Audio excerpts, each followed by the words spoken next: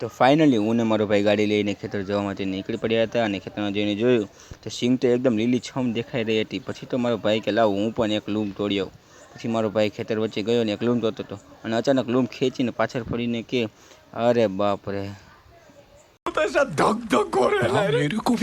મારા ભાભીએ તો જાણે ગુલાબનો ગુલદસ્તો પકડ્યો હોય ને એમ સિંગને પકડી લીધી. પછી મારા ભાઈને કે લાલ તો એક ફોટો પાડી દીધો મને. પછી મારો ભાઈ ફોટો પાડવા ગયો ને જાણે મારો ભાઈ તો જો એમ જોઈ રહ્યો છે કે જાણે કે ખેતરનો સોદો કરાયો અને મારા ભાભી તો એકલા સિંગ ખાય, આપણે બોલાવતા નહોતા બોલો.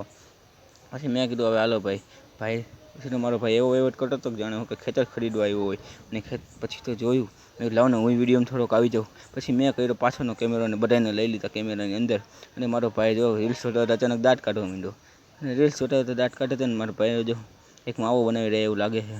અરે આ તમાકુ ખાઈને પછી મેં કીધું લાવનો સિંગ થોડીક બતાવી દઉં.